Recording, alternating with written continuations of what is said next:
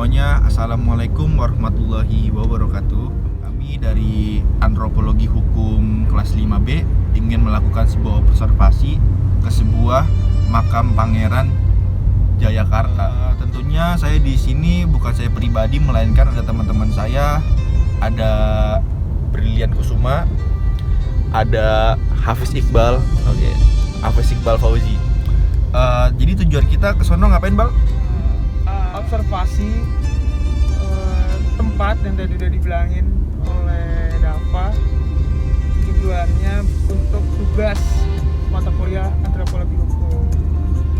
Kita di sono ini ingin melakukan observasi tersebut dan juga pengen tahu di sana masih ada budaya-budaya yang diterapkan sampai sekarang saat ini atau emang sudah sedikit gitu.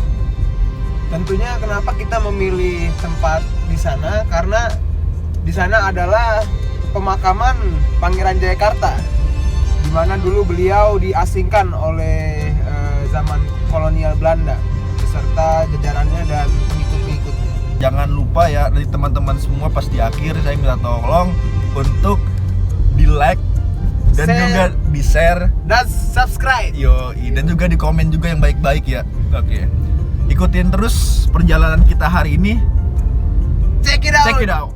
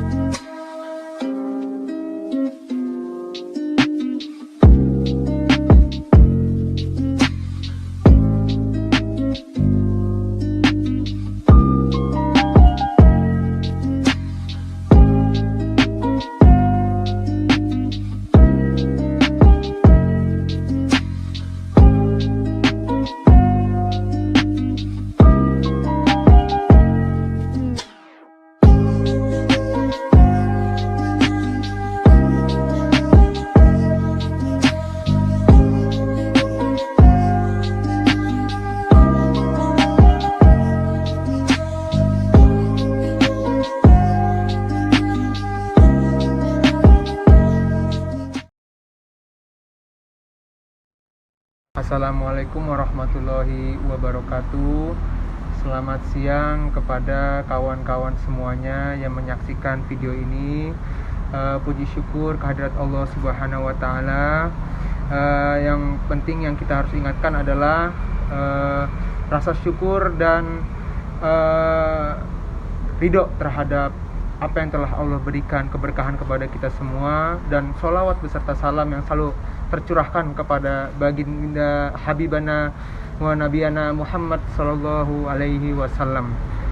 Alhamdulillah, pada siang hari ini setelah gerimis yang memberikan angin kesejukan kepada kita semua, kita diberikan kesempatan untuk berkunjung kepada makam leluhur peninggalan pemimpin kami kita semua, Pangeran Jayakarta.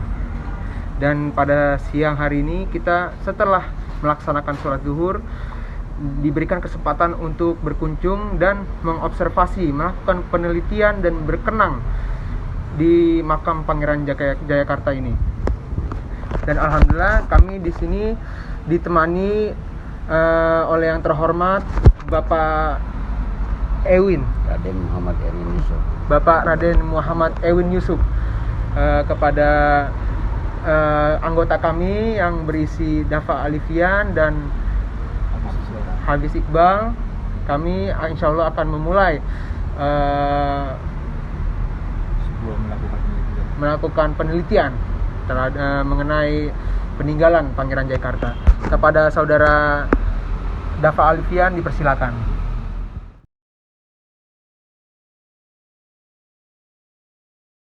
Jadi gini, pertama kali Pangeran Jakarta dia membuat benteng pertahanan di Sunda Kelapa untuk buat benteng di sana. Berarti Itu namanya sekarang tuh bentengnya namanya Gedung Panjang. Gedung Panjang. Nah, Sekarang masih ada, Pak? masih ada Panjang. Nah, dia di sana sambil juga mensiarkan agama, sambil juga dia berdagang di sana.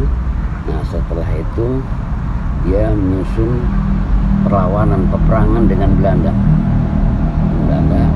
Nah, pada saat itu dia ada salah satu yang mengkhianati pengikutnya Pangeran Jakarta, mengkhianati kepada Belanda karena dijanjikan sama Belanda, barang siapa yang tahu kelemahan dari Pangeran Jakarta akan diberikan upah separuh Pulau Jawa dan akan diangkat jadi raja gitu. Nah, akhirnya dikasih tahu lah sama dia. Pangeran Jakarta tahu, tanpa dikasih tahu Pangeran Jakarta udah tahu aja. Pangeran Jakarta nyusun siasat lagi, udah dikepung tuh Pangeran Jakarta sama Belanda, udah dibingkar. Akhirnya Pangeran Jakarta buka sorbannya, dimasukkanlah ke dalam sumur. Sorbannya itu dimasukkan ke dalam sumur. Waktu itu kejadian di mana, Pak? Di sana di Sunda Kelapa. Di Sunda Kelapa sana. Sunda Kelapa. Yang sumur akhirnya Pangeran Jakarta larilah mundur. Atau siapa mundur beserta pasukannya, anak buahnya mundur. Mundurnya itu adalah kemari. Nah, di sana ditembakin sama Belanda. Dikiranya orang Belanda itu Pangeran Jakarta masuk ke dalam sumur. Akhirnya sana dibuat makam Pangeran Jakarta. Nah, nyusun lagi di sini kekuatan Pangeran Jakarta. Setelah udah nyusun kekuatan, akhirnya lama kelamaan menyusun bala bantuan juga dari Banten, dari Mataram, ya kan? Dari pasukan Mataram ke sini, nyusun dilawan lagi. Akhirnya gubernurnya Belanda itu meninggal, dibunuh oleh Pangeran Jakarta pakai kerisnya. Tapi di sejarah gubernur Belanda itu matinya penyakit kolera, padahal dibunuh oleh Pangeran Jakarta oleh pakai kerisnya.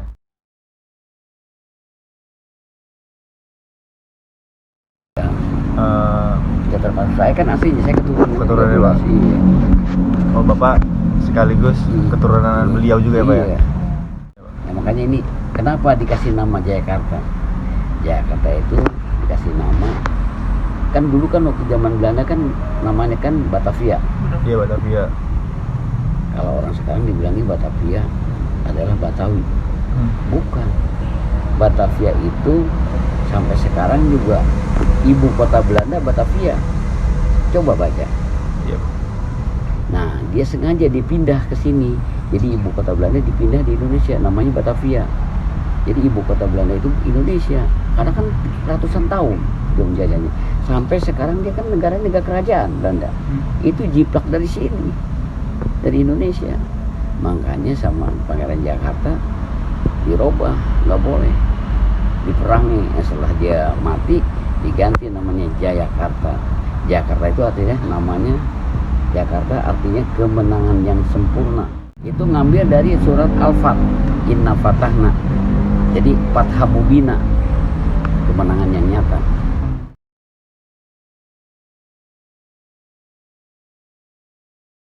Satu yang paling masih dipakai adalah kalau di wilayah di negara kaum, satu RW di negara kaum, lingkungan satu RW di negara kaum, dari sekolahan kecamatan sampai ke Klender tuh hibah sini. Kalau ada orang yang hajatan manggil golek, nanggap golek sama jaipongan, 2. Kalau nggak kebakaran, kalau nggak gila. Sampai sekarang nggak ada yang berani. Oh, sampai sekarang itu nggak ada yang berani untuk melakukan kayak ngadain golek gitu. Jaipongan. Itu udah. Tapi kalau misalkan untuk kayak misalkan ada orang-orang misalkan mencuri segala macam, biasanya tuh ada nggak sih, Pak? Hukum adatnya di sini berarti dihukum secara kayak keseluruhan yang sekarang hukum yang ada umum gitu.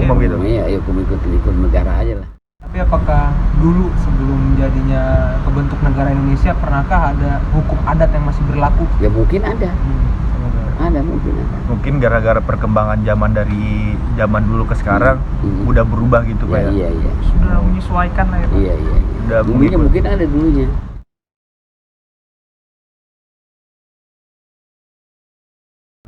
nasional. Berarti bukan hukum, bukan pakai dikasih secara Islam. Enggak.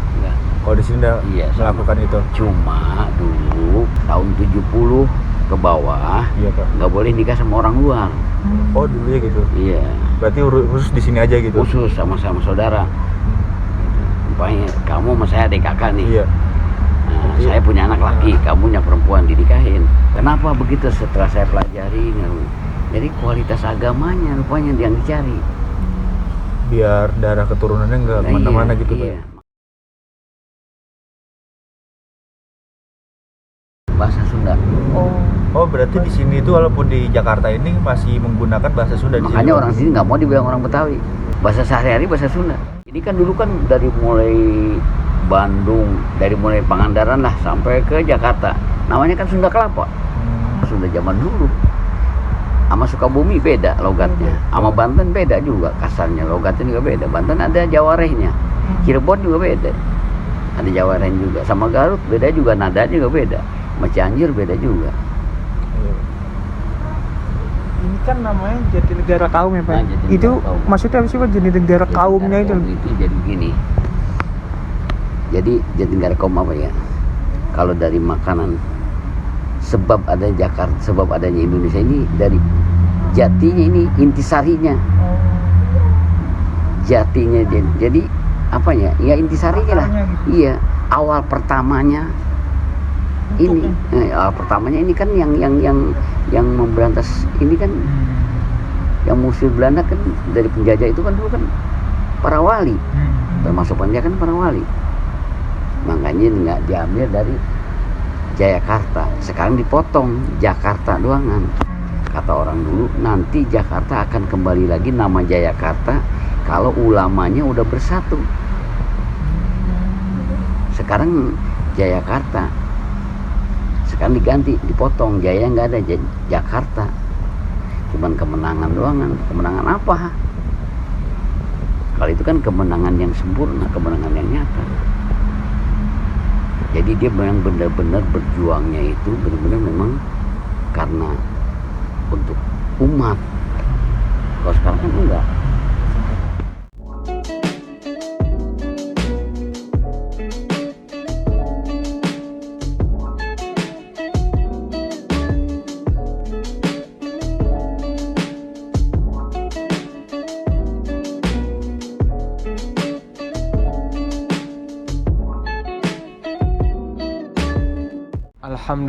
Alhamdulillah, sangat menakjubkan pengalaman yang telah dialami oleh kita semua sebagai masyarakat yang madani, sebagai mahasiswa, sebagai seorang muslim. Alhamdulillah, pengalaman, cerita-cerita yang telah kita dapatkan oleh beliau, Bapak Raden Muhammad Erwin Yusuf. Alhamdulillah kami ucapkan terima kasih banyak sebesar-besarnya kepada Bapak telah memberikan kisah pelajaran ilmu yang sangat bermanfaat untuk kita semua, dan insya Allah dapat kita lestarikan setiap contoh-contoh kebaikan yang telah kita pelajari oleh beliau dan ilmu-ilmu yang telah diturunkan oleh para ulama yang berada di kita semua. Alhamdulillah, semoga ini menjadi sangat bermanfaat untuk para penonton yang menyaksikan video ini. Kami ucapkan terima kasih banyak dan kami ucapkan juga mohon maaf sebesar-besarnya apabila ada kekurangan, kesalahan yang sengaja maupun tidak disengaja. Yang baik semua dari Allah Subhanahu wa taala dan yang salah dari kami. Terima kasih banyak. Billahi taufiq wal hidayah. Wassalamualaikum warahmatullahi wabarakatuh.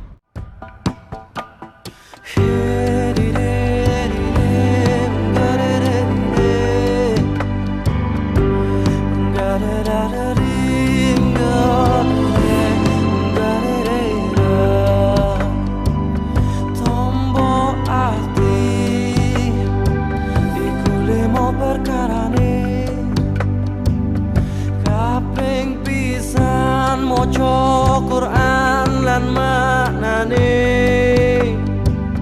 kaping pindho salat wengi lakonono kaping telu wong kang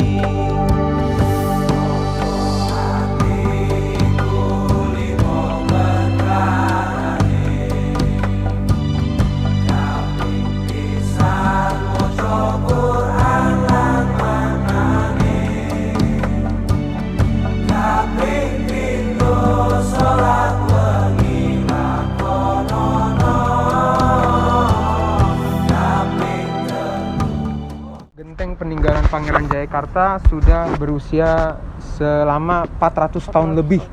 Diperkirakan pada abad ke-16 dan masih kokoh pada saat abad 21 saat ini. Masya Allah. Dan pucuk dari daleman dari kembang Wijaya Kusuma pun masih ini ya Bri, apa? Masih asli, masih dari zaman dulu sampai sekarang masih ada. Masih ada. Dan alhamdulillah berarti bangunan peninggalan Pangeran Jayakarta masih kokoh dan dilestarikan dari zaman awal pembuatan dan sampai sekarang saat ini. Teman-teman, jadi kesimpulannya pada observasi kali ini bersama teman-teman saya ada Brilian Kusuma, ada saya Nurdapa Alifian, dan juga ada Hafiz Iqbal yang saya melakukan observasi di sebuah Jatinegara kaum. Terdapat budaya-budayanya seperti Contohnya seperti dalam adat pernikahan. Dahulu kala masih dilestarikan budaya hukum di wilayah Jatinegara kaum ini dalam hukum pernikahan, di mana orang yang harus nikah harus sesama penduduk warga setempat, tidak boleh dinikahkan dengan orang luar. Namun sekarang kita masih Jatinegara kaum masih menggunakan hukum Indonesia, sudah tidak lagi dilestarikan budaya hukum sebagian saja. Oke gitu. Oke, begitu gimana pun Iqbal? Begitupun untuk masalah penyelesaian sengketa di sini, saat dahulu kala mungkin ada, tetapi sekarang mengikuti hukum formil yang ada di Indonesia gitu. Jadi gitu aja teman-temannya yang bisa kami beritahu kepada teman-teman semua. Kurang lebihnya mohon maaf jika kami ada kekurangan kata, kesalahan kata, atau emang kita di videonya kurang sopan, kami mohon maaf. Sekian dari kami dari kelompok Antropologi Hukum, kurang lebihnya mohon maaf. Wassalamualaikum warahmatullahi wabarakatuh.